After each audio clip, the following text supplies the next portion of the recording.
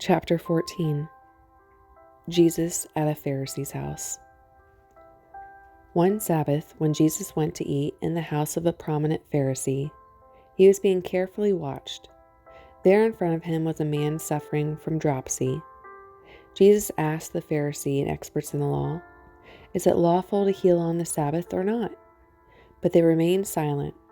So taking hold of the man, he healed him and sent him away. Then he asked them, "If one of you has a son or an ox that falls into a well on the Sabbath, will you not immediately pull him out?" And they had nothing to say. When he noticed how the guests picked the places of honor at the table, he told them this parable. When someone invites you to a wedding feast, do not take the place of honor, for a person more distinguished than you may have been invited. If so, the host who invited both of you will come and say to you, "Give this man your seat." Then, humiliated, you will have to take the least important place. But when you are invited, take the lowest place, so that when your host comes, he will say to you, "Friend, move up to a better place." Then you will be honored in the presence of all your fellow guests. For everyone who exalts himself will be humbled, and he who humbles himself will be exalted. Then Jesus said to his host, "When you give a luncheon or dinner, do not invite your friends, your brothers or relatives, or your rich neighbors.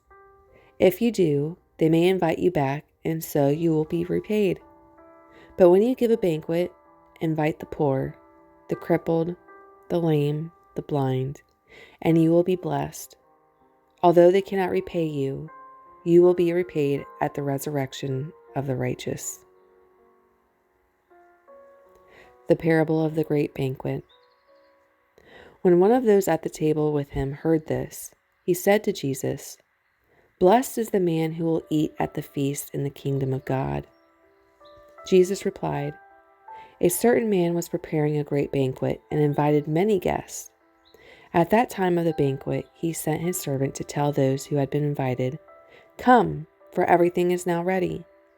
But they all alike began to make excuses. The first said, 'I have just bought a field and I must go and see it. Please excuse me.' Another said, 'I have just bought 5 yoke of oxen and I'm on my way to try them out. Please excuse me.' Still another said, 'I just got married, so I can't come.' The servant came back and reported this to his master. Then the owner of the house became angry and ordered his servant, 'Go out quickly into the streets and alleys of the town and bring in the poor, the crippled, the blind, and the lame.' 'Sir,' the servant said, 'what you ordered has been done, but there is still room.' Then the master told his servant, 'Go out to the roads and country lanes and make them come in, so that my house will be full.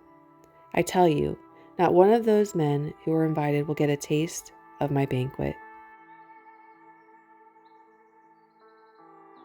The cost of being a disciple. Large crowds were traveling with Jesus, and turning to them, he said, "If anyone comes to me and does not hate his father and mother, his wife and children, his brothers and sisters, yes, even his own life, he cannot be my disciple. And anyone who does not carry his cross and follow me cannot be my disciple. Suppose one of you wants to build a tower. Will he not first sit down and estimate the cost to see if he has enough money to complete it? For if he lays the foundation and is not able to finish it, everyone who sees it will ridicule him, saying, 'This fellow began to build and was not able to finish.' Or suppose a king is about to go to war against another king. Will he not first sit down and consider whether he is able with 10,000 men to oppose the one coming against him with 20,000?